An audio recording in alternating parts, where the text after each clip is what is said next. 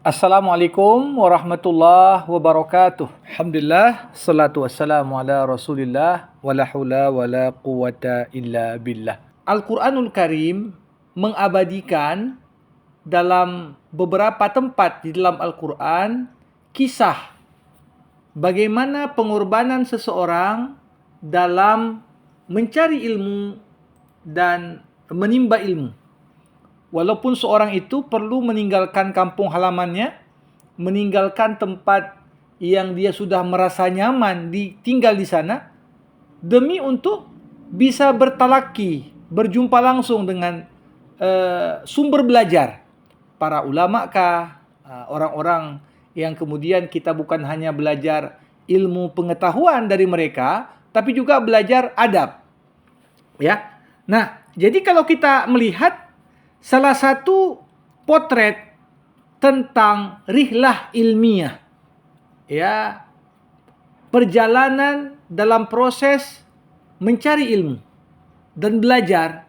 Ini kisah yang paling masyhur adalah kisah bagaimana sosok Musa alaihi salam yang merupakan salah satu dari 5 rasul ulul azmi diperintahkan Allah belajar kepada seorang yang diceritakan dalam Quran dia adalah abdun saleh, seorang hamba yang saleh.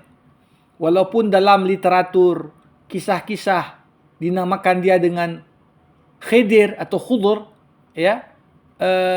Namun kata Khidir sendiri memang tak disebutkan namanya dalam Quran. Yang disebutkan di sana adalah tentang sifat dan karakternya. Dia adalah abadan min ibadina.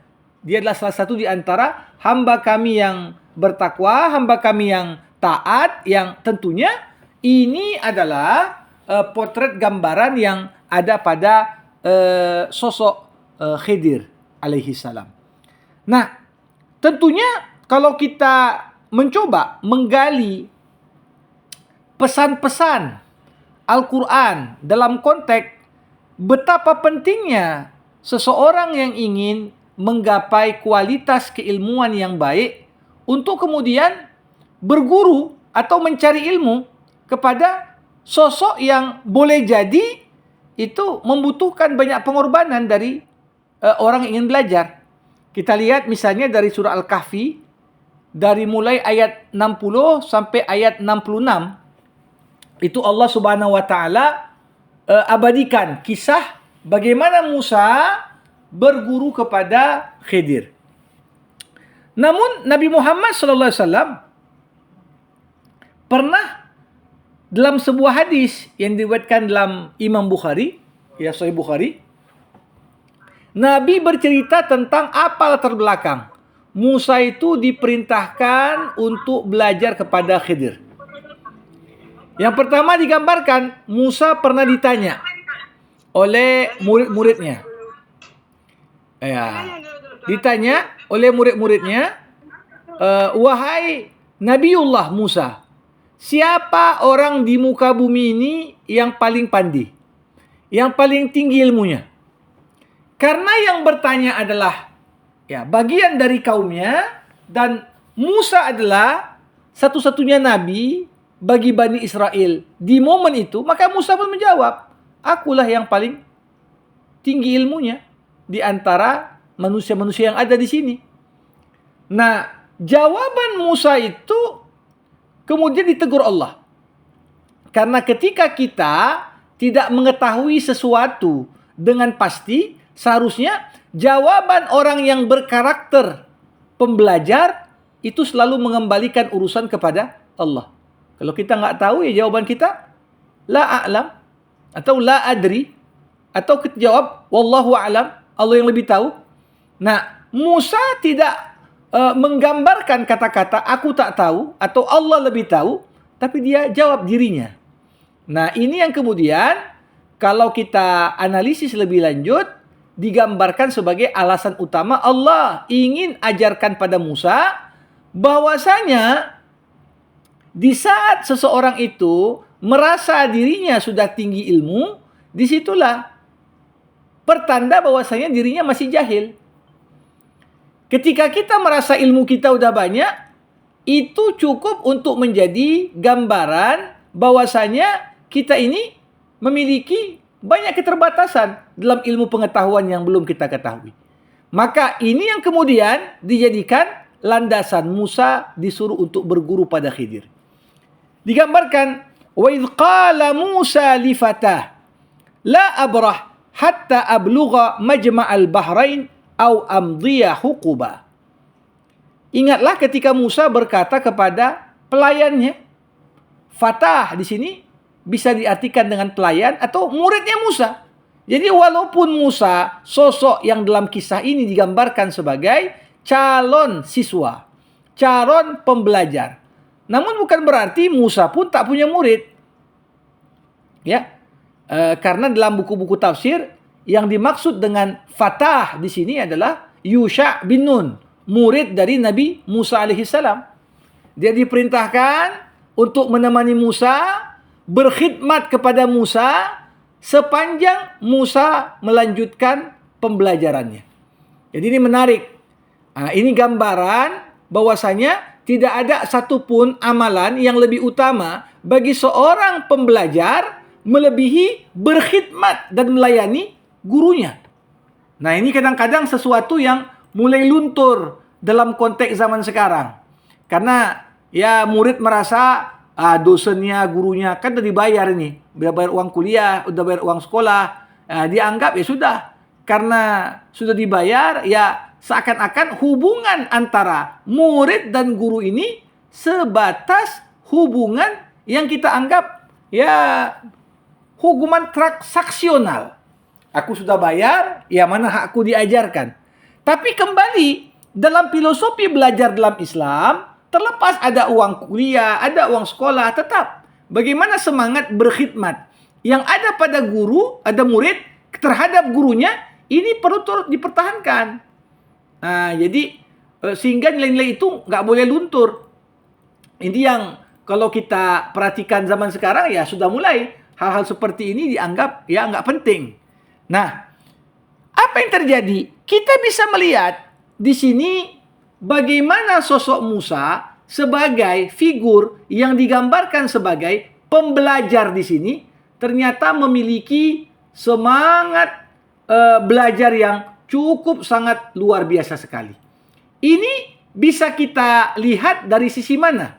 Bagaimana ketika Musa justru dia katakan la abrah hatta ablugha majma'al bahrain. Aku tak akan berhenti untuk berjalan menuju tempat yang aku bisa berjumpa dengan sumber belajar di sana.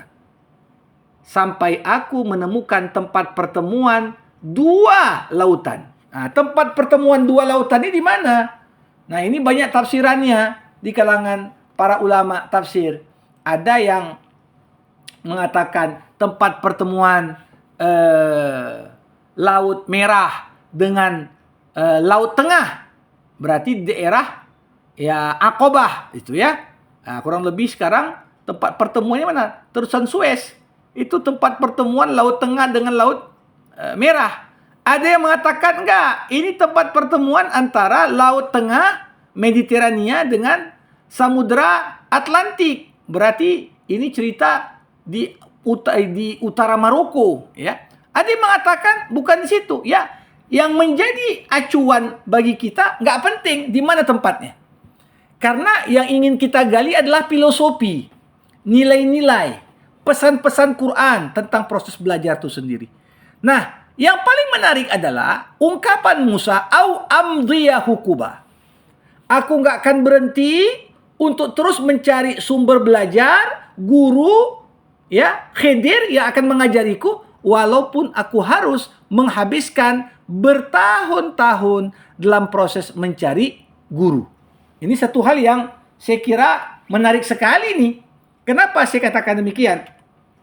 Karena kalau kita lihat kata hukbah, hukub itu dalam bahasa Arab jamak dari hukbah. Hukbah artinya 8 tahun. 1 dasawarsa. Baru bisa dikatakan hukub minimal 3 karena aqallul jam'i 3. Hitungan jamak paling sedikit adalah 3. Jadi kalau kita hitung aja, 8 kali 3 minimal sudah 24 tahun. Musa sudah berkomitmen, aku tidak akan berhenti belajar sampai aku menemukan guru yang kucari. Walaupun aku habiskan waktu sampai bertahun-tahun hingga minimal 24 tahun. Nah, ini kalau kita hitung-hitunglah, hampir sama juga proses seorang belajar. Dari mulai SD, SMP, SMA, S1, S2, S3. Kalau ada orang belajar, gak berhenti-berhenti sampai S3, ya, ini ya hampir 20 tahunan juga proses belajar itu. 20 tahunan lebih juga. Jadi ini putar gambaran. Seorang itu bagi figur pembelajar harus punya semangat. Ya, walaupun dia harus habiskan waktu banyak. Karena nggak mungkin ilmu yang diperoleh itu akan matang kalau orang hanya sekedar mau sebentar saja. Karena zaman sekarang ini kan efek dari orang banyak suka makan sandwich, ilmunya pun ilmu sandwich. Ya, orang sudah mulai enggan ketika mengkaji sesuatu kembali kepada ummahatul kutub, pokok-pokok kitab, membaca kembali. Ya, ini yang perlu untuk kita lihat. Komitmen sosok Musa yang menggambarkan aku siap berjalan terus berapapun masanya, sejauh manapun tempatnya. Ya. Kemudian digambarkan falamma balagha majma'a bainihima nasiyahu tahuma fattakhadha sabilahu fil bahri saraba. Ketika keduanya sudah sampai kepada tempat yang Allah informasikan mereka akan jumpa dengan Khidir di sana, ternyata keduanya lupa dengan tempat yang dijanjikan itu. Akhirnya apa yang terjadi? Mereka ya akhirnya bergerak terus, berjalan hingga tak sadar tempat tersebut telah dilewati, yang pada akhirnya membuat mereka harus kembali lagi ke tempat asal. Jadi kita lihat ini pengorbanan waktu, pengorbanan tenaga. Ya, maka kalau kita lihat dari sisi ini, sebenarnya untuk zaman sekarang ini sudah banyak sekali ya kemudahan-kemudahan yang Allah Subhanahu wa taala berikan dalam konteks kita belajar. Ya. Sekarang dimanapun lewat Zoom bisa. Ya, zaman dulu macam mana? Ya, bukan artinya kita ingin kembali seperti masa lalu, tidak. Tapi ini adalah untuk menjadi acuan kita, banyak sekali kemudahan yang telah Allah berikan yang seharusnya kita sikapi dengan semangat belajar yang lebih tinggi. Ya, maka dari itu kalau kita perhatikan bagaimana kemudian kembali keduanya ke tempat tersebut. Falamma jawaza qala li fatah atina ghada'ana laqad laqina min safarina hadha nasaba. Di saat keduanya terus berjalan tanpa menyadari ternyata tempat yang dituju sudah terlewat, apa yang terjadi? Kemudian si Musa berkata kepada asistennya, ya, coba buka dulu ya persediaan makan siang kita. Ini menunjukkan apa? Sesemangat apapun kita belajar, kita nggak boleh mengabaikan hak tubuh kita. Ya, nggak boleh kita abaikan hak tubuh kita. Ya, kenapa? Ya, itu bagian dari pentingnya ya kita ini ya memahami segala apa yang Allah Subhanahu wa taala limpahkan pada kita, amanahkan termasuk tubuh. Gimana mau belajar kalau badan sehat, badan sakit? Maka seorang dalam konteks belajar pun tetap harus ingat hak tubuhnya. Jangan gara-gara belajar tak makan, tak minum. Ya, atina ghada'ana laqad laqina min safarina hadza nasaba. Sungguh kita telah letih sekali perjalanan mencari sumber belajar tadi.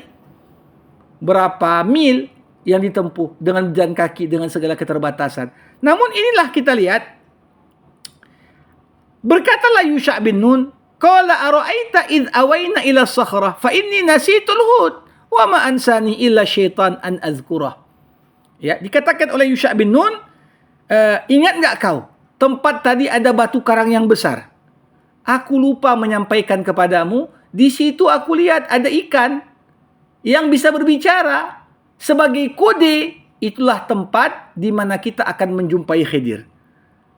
Jadi, akhirnya yang terjadi apa? Keduanya, walaupun sudah melewati tempat tersebut, rela kembali berjalan untuk ke posisi semula. Jadi ini sekali lagi, ya, semangat belajar yang tinggi itu adalah modal penting untuk kita dapat menuntut ilmu. Jadi orang belajar kalau dipaksa, motivasinya adalah motivasi eksternal. Orang di luar yang nyuruh, bukan kesadaran kita sendiri untuk belajar. Maka ini nggak akan bermanfaat. Kenapa Musa, walaupun dari sisi mungkin popularitas, dari sisi kedudukan sosial, jauh lebih tinggi dibanding Khidir. Kenapa mau belajar? Karena ada sebuah dorongan dan motivasi belajar yang cukup besar pada Musa. Nah, ini yang perlu untuk kita lihat. Dan di momen itu kita lihat dengan penuh adab, dengan penuh kerendahan diri. Apa dikatakan Musa? Hal attabi'uka ala an tu'allimani mimma 'ullimta rusyda. Bolehkah aku ikut bersamamu, wahai Tuan Guru, agar kau bisa mengajarkan kepadaku dari apa-apa yang Allah ajarkan kepadamu. Nah, ini menunjukkan kepada kita bahwasanya apa?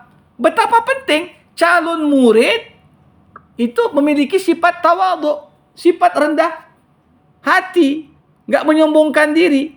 Padahal kalau kita melihat Khidir ini kan ketika hidup di zaman Musa, boleh jadi dia salah satu dari umatnya Musa. Tapi lihat bagaimana Musa merendah, ya. Hal attabi'uk, boleh nggak aku ikut denganmu? Karena dia tahu, ya, kalau Allah sudah memerintahkan dirinya berguru kepada Khidir, pasti akan banyak sekali hal-hal yang luar biasa yang Allah Subhanahu wa taala akan berikan kepada Musa lewat Khidir.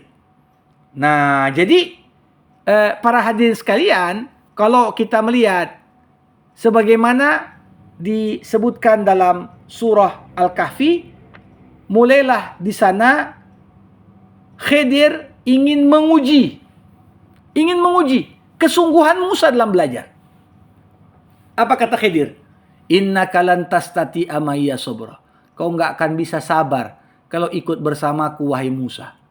Nah, jadi jawaban Khidir kan terkesan sangat ketus. Belum lagi Musa menunjukkan performanya, belum lagi Musa diberikan kesempatan untuk membuktikan kesabarannya. Dari awal Khidir sudah seakan-akan memponis Musa, kau nggak mungkin bisa sabar kalau bersama aku. Nah, di sini kalau kita melihat tentunya sebuah pesan Quran yang cukup dalam. Artinya apa? Ya, seorang guru kalau datang orang mau belajar sama dia, ya nggak asal diterima saja. Kita pun perlu memastikan kesungguhan orang yang mau belajar tadi. Tanya lagi 2 kali, betul nggak kau mau belajar? Kalau dijawab betul, aku mau belajar. Maka di sini perlu ada pengujian. Sebagaimana sosok Khidir menguji Musa sebelum menerimanya sebagai murid. Dan di momen itu Khidir pun membuat beberapa persyaratan. Apa persyaratan Khidir yang pertama? Persyaratan Khidir, beliau katakan, jangan kau tanya, jangan kau ingkari, sampai aku jelaskan nanti duduk perkaranya. Nah, ini adalah salah satu ujian paling berat, saya kira. Kenapa? Karena manusia ini kan, sikap kita, respon kita terhadap sesuatu itu sangat diwarnai oleh cara kita berpikir, cara kita berpandang. Kalau kita melihat di depan kita itu sesuatu yang tak baik, maka kita otomatis akan meresponnya dengan menolak. Ya, namun ingin digambarkan oleh Khidir, tidak sesuatu itu selalu hakikatnya sesuai dengan yang tampak di luar. Ini pelajaran yang cukup dalam sebenarnya. Karena kita ini sebagai manusia dengan segala keterbatasan, kita menilai sesuatu kan berdasarkan kulitnya. Apa yang nampak? Apa yang nampak? Ketika seorang melakukan A, langsung kita bilang, oh si fulan ini fasik. Ketika si orang melakukan B, langsung kita kaitkan perbuatannya itu dengan apa hukumnya secara zahir. Tapi lewat perjalanan ini, tentunya Khidir ingin gambarkan pada Musa. Banyak hal kelihatannya seperti A, tapi di balik itu semua ada hal-hal yang kalau kita tidak mengetahuinya, kalau kita tidak menyadarinya, kita tak paham bahwasanya di balik hal tersebut terdapat pembelajaran yang cukup dalam. Nah, maka dari itu yang pertama diminta oleh sosok Khidir apa? Komitmen sabar. Patuh dan sabar. Ya, jadi kalau kita lihat dari semua sifat yang perlu ada pada sosok pribadi pembelajar, ya harus sabar. Sabar. Karena sering sekali apa yang kita pelajari itu penuh dengan tantangan. Nah, boleh jadi ada hal-hal yang tidak menyenangkan hati. Makin tinggi level pendidikan kita, semakin menuntut kesabaran lebih. Sabar waktu SD lebih sedikit dibanding sabar waktu SMP. Sabar waktu SMA harus lebih banyak lagi dibanding sebelumnya. Ketika kuliah, sabarnya harus lebih meningkat dibanding kesabaran waktu SMA. Begitu juga sabar saat S2. Begitu juga sabar saat S3. Begitu juga makin tinggi kedudukan, keilmuan seseorang, ujian kesabaran ini akan makin nampak nyata. Nah, maka dari itu, kalau kita lihat apa yang dikatakan oleh Khidir. Khidir menerima dengan persyaratan. Okelah, kau boleh ikut bersamaku, tapi dengan syarat apa? Wah, jangan tanya-tanya dulu. Jadi ini potret gambaran. Ada sebuah hadis palsu, hadis maudhu ini, tapi cukup masyhur. Walaupun itu bukan hadis, tapi adalah hadis palsu. Utlubil ilma walau bisin, katanya. Ya, carilah ilmu walaupun kau harus pergi sampai ke Cina. Nah, ini kan hadis yang menggambarkan kemanapun ada ilmu, ya kita berangkat siap untuk mencari ilmu itu, walaupun ke negeri yang jauh sekalipun seperti Cina. Nah, jadi ini potret gambaran seorang yang mau belajar perlu dia komitmen yang tinggi.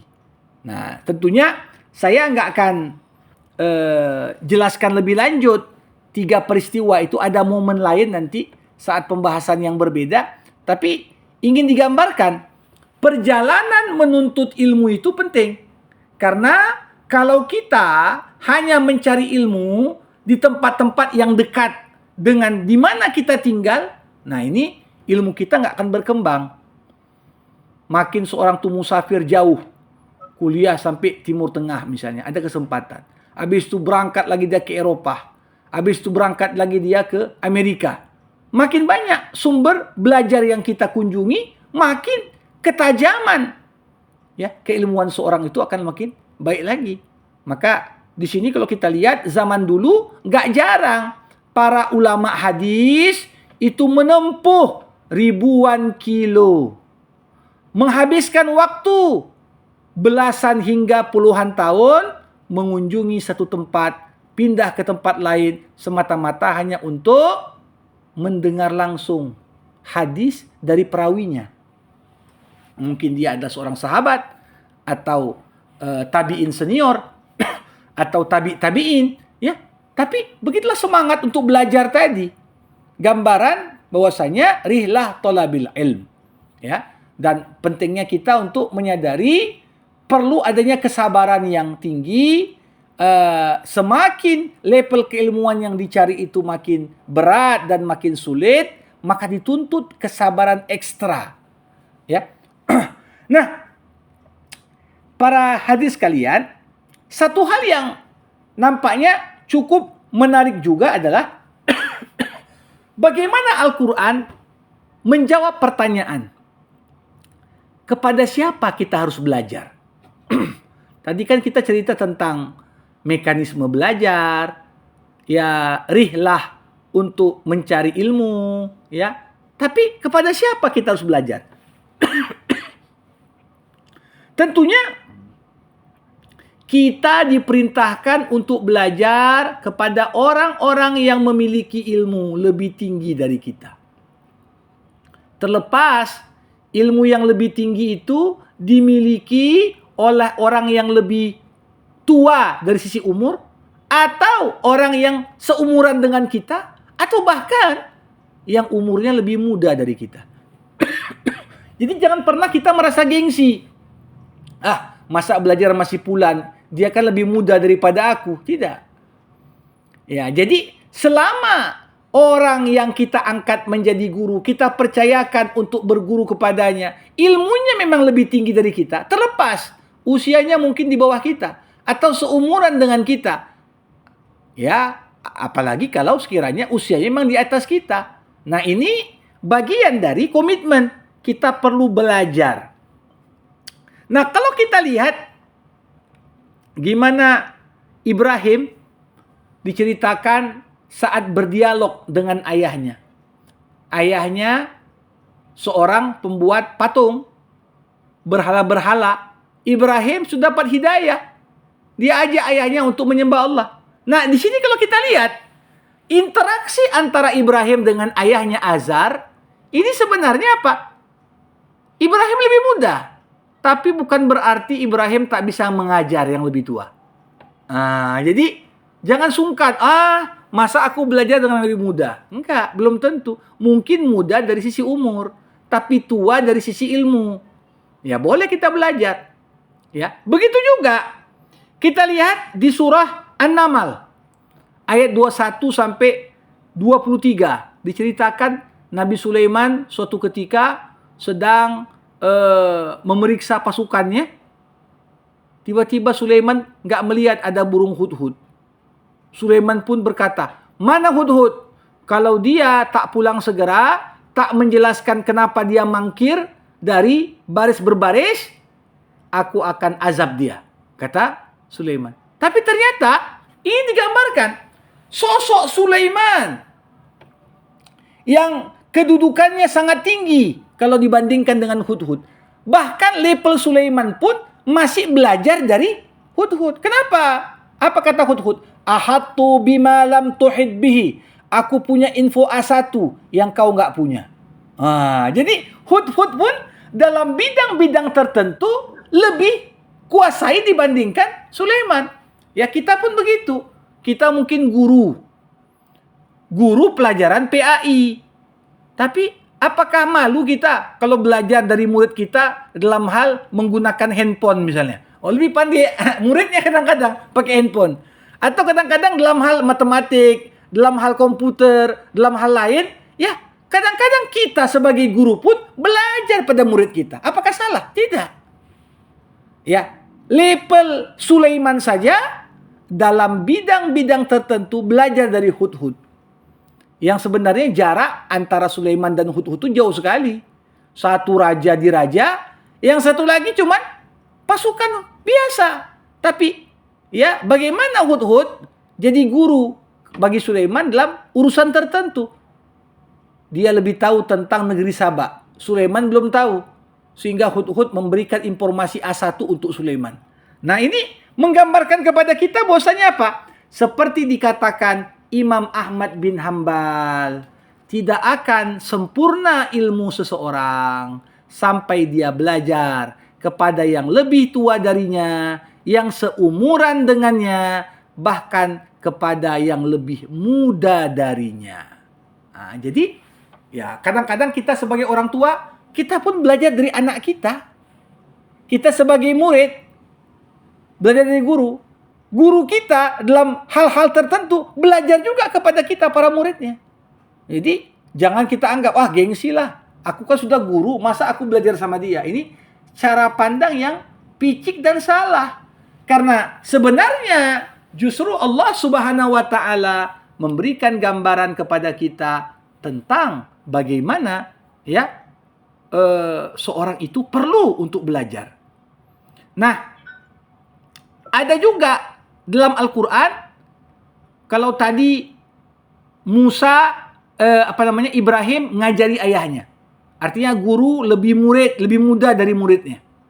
Atau Hud ngajari Sulaiman yang lebih rendah levelnya mengajari yang lebih tinggi levelnya. Ada juga kisah bagaimana dua anak Adam, Qabil dan Habil, yang dikisahkan cerita mereka di surah Al-Maidah ayat 27 dan 28. Bagaimana keduanya diperintahkan untuk berkurban. Tapi Qabil dia pilih mana hasil buminya yang paling tak laku dijual. Itu yang dikurbankannya. Sedangkan Habil dia pilih sebagai seorang peternak, mana binatang ternaknya yang paling gemuk. Dipilihnya lah kibasnya yang paling besar. Itu yang dikurbankannya. Nah, ketika Qabil marah karena kurbannya itulah Allah, sedangkan kurbannya Habil diterima. Apa? Di sini kita temukan bagaimana dua saudara yang seumuran ini, ya, justru Habil mengajari Qabil, innama yataqabbalullah minal muttaqin. Allah hanya menerima korban dari orang-orang yang bertakwa.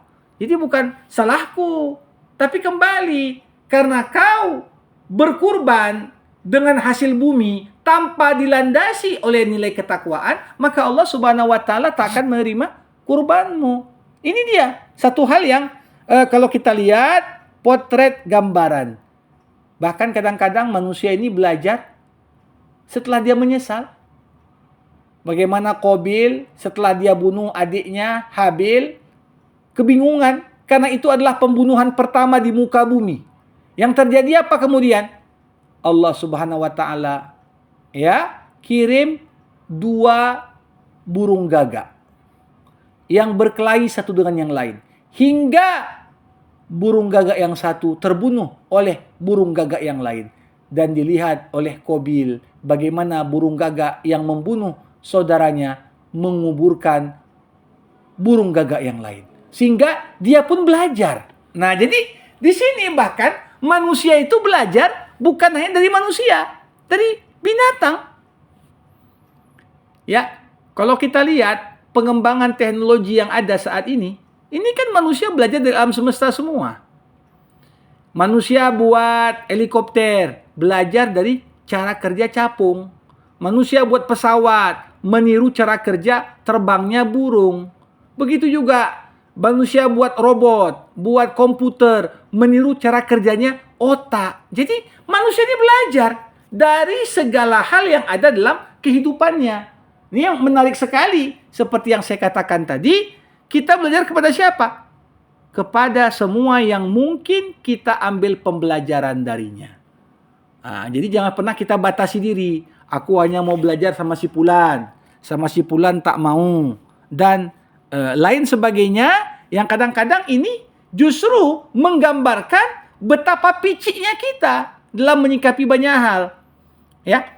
Maka dari itu kalau kita perhatikan ini menarik sekali. Cerita mengenai kepada siapa kita belajar itu tadi sudah disampaikan, ya.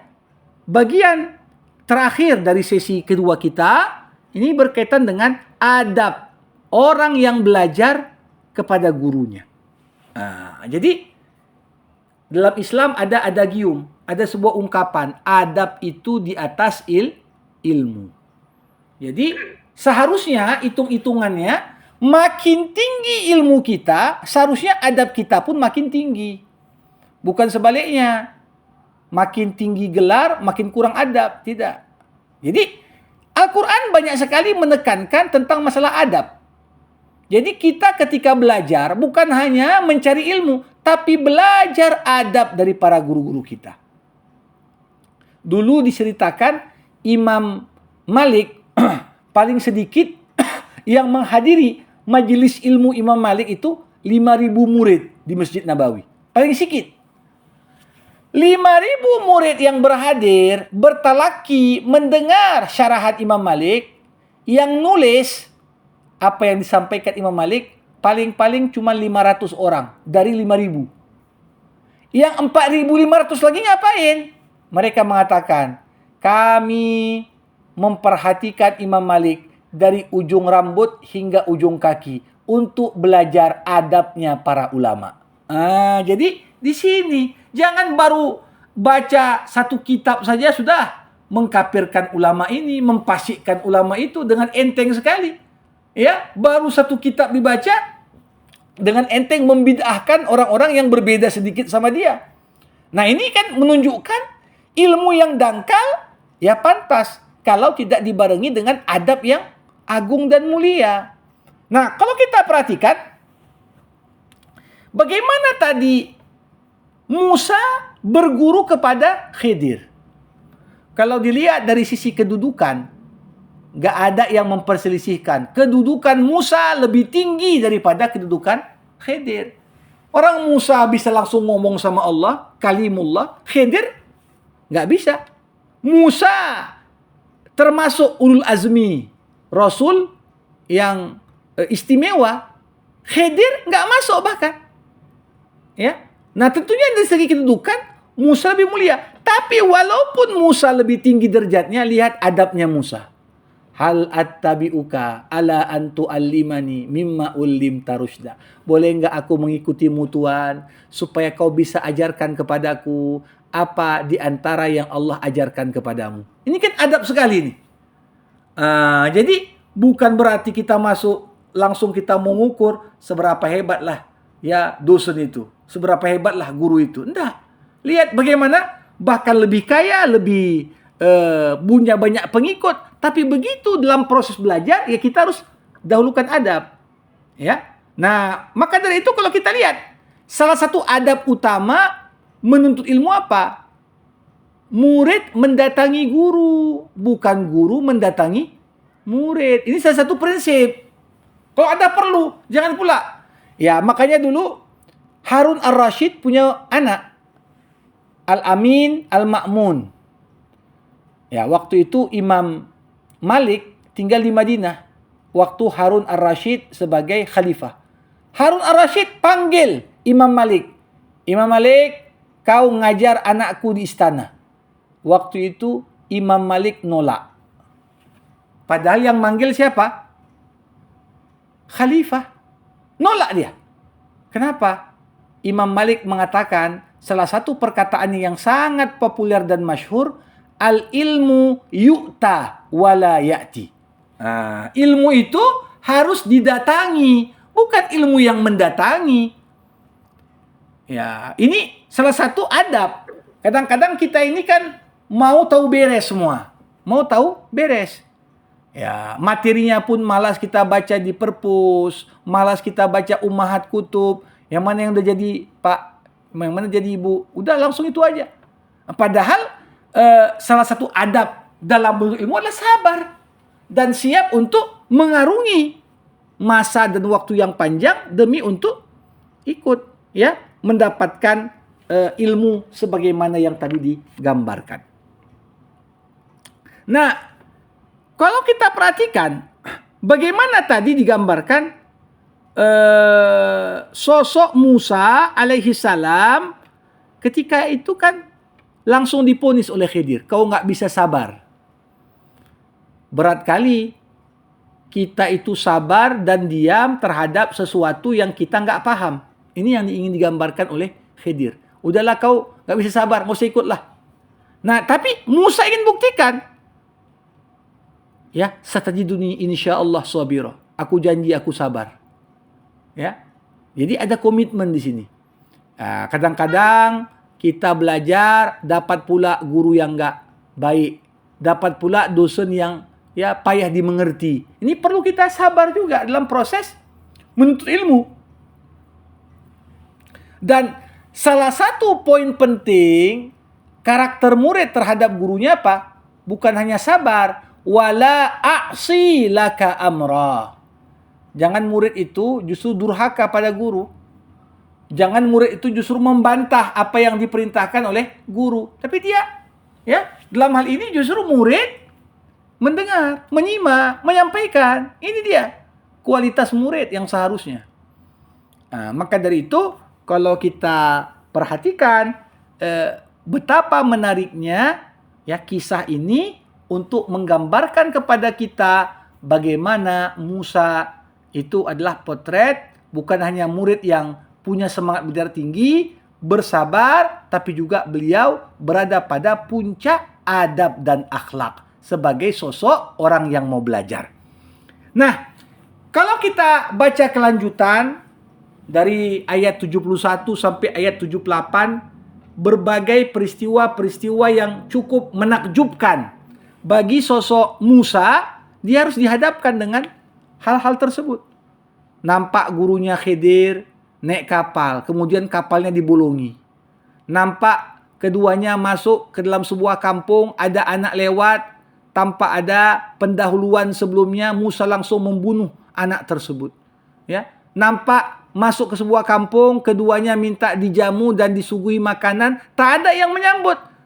Lewat mereka sebuah rumah yang dindingnya hampir roboh, tanpa diminta, Khidir langsung membetuli rumah tersebut. Nah, ini tentunya secara zahir, kalau kita mencoba untuk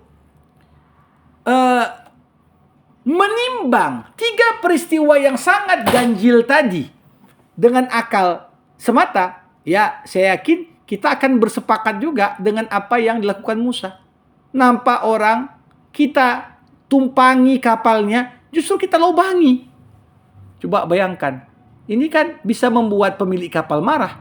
Tapi ternyata ada satu hal yang diketahui Khidir, yang belum diketahui Musa dan seluruh penumpang kapal. Apa itu? Ada kapal raja yang zalim melintas dekat dengan kapal yang mereka naiki. Kalau dilihat kapal itu bagus, raja zalim ini suka merampas milik rakyatnya. Jadi seakan-akan Khidir itu ingin mengatakan, Musa, jangan cepat-cepat kau salahkan aku. Kalau kau tahu sebabnya, kau tak akan ingkari aku. Kenapa? Ada kapal raja zalim. Seakan-akan Khidir mengatakan, mana lebih baik? Kapal ini bolong, dengan adanya lubang itu, raja nggak lagi tertarik untuk merampas kapal tersebut. Atau kita biarkan kapal ini nampak bagus, tapi justru tampilan indah kapal mengundang ketamakan raja untuk merampas kapal itu dari mereka. Nah, tentunya ketika ada informasi tambahan, kita akan sadar. Oh, kita katakan, memang lebih bagus kapal berlubang, masih memungkinkan untuk ditambal dibandingkan kapal dirampas, maka tak mungkin untuk dapat diambil kembali. Ini coba kita lihat analisis yang berjalan. Bagaimana kemudian Khidir membunuh seorang anak? Disalahkan juga oleh Musa. Masa kau bunuh anak yang gak berdosa? Namun di momen itu Khidir mengatakan, enggak begitu. Ya, justru anak ini anak durhaka. Kalau sekiranya tetap hidup, aku malah khawatir kedua orang tuanya ikut menjadi kufur. Lebih bagus dibunuh anak ini. Insya Allah dalam ilmu gaib yang Allah berikan pada Khidir, Allah akan ganti anak tersebut dengan anak lain yang lebih soleh. Nah, ini kan juga bagian dari potret bagaimana ketika kita memperoleh informasi baru, kita nggak akan mudah menyalahkan orang. Ya, apalagi yang ketiga, di saat Khidir memperbaiki dinding rubah yang hampir ambruk, tapi tak minta bayaran. Baru dikatakan, karena di bawah dinding itu ada harta peninggalan orang tua kedua anak yatim itu, yang mana dia adalah orang yang soleh. Orang yang soleh. Jadi, lihat bagaimana kesalehan orang tua itu adalah warisan terbaik yang orang tua mungkin berikan kepada para anak. Jadi kesalehan itu yang membuat Allah menggerakkan orang-orang baik membantu. Ya. Nah, para hadirin sekalian, untuk itu kalau kita lihat, jadi kuncinya adalah adab tadi, bahwasanya apa? Walaupun gurunya marah berkali-kali dan aku bilang jangan tanya-tanya, dan aku bilang sabar dulu, tapi kita lihat setiap kali gurunya itu menghardik Musa atau mengecam Musa dengan bantahan-bantahan yang dibuatnya, Musa tetap meresponnya dengan adab, dengan kelemah lembutan. Kenapa? Inilah akhlak paling utama. Akhlak paling utama dari seorang penuntut ilmu adalah bagaimana kita beradab. Ya, bukan kita merendahkan orang atau kita melecehkan orang. Ya, maka dari itu bisa kita lihat banyak dalam buku-buku tafsir itu gambaran. Misalnya Imam Ar-Razi, ya, bagaimana adab-adab Musa terhadap Khidir. Itu banyak disebutkan Ar-Razi dalam kitab tafsirnya, ada kurang lebih sekitar ada 12 adab. Ini kalau yang punya kemampuan merujuk kepada kitab-kitab tafsir klasik, ya, ini boleh nanti yang bisa mengintisarikan 12 pesan Quran yang bisa diambil dari kitab tafsir At-Tafsirul Kabir wa Mafatihul Ghaib. Ini tentunya akan jadi sebuah nilai tambahan yang istimewa, ya, bagi yang punya kemampuan baca kitab. Ini boleh merujuk pada tafsir Fakhruddin Ar-Razi At-Tafsirul Kabir, nanti diintisarikan apa saja adab-adab yang ada dalam kisah Musa bersama dengan Khidir.